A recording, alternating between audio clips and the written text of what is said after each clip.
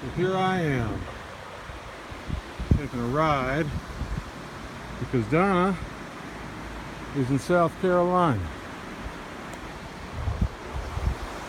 And I felt like getting off the couch.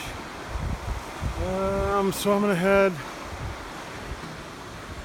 out that way and ride Tunnell Drive. It's a nice little drive. I'll show you some pictures of it when I get done. Anyways, hope your Wednesday is going well. Talk to you soon.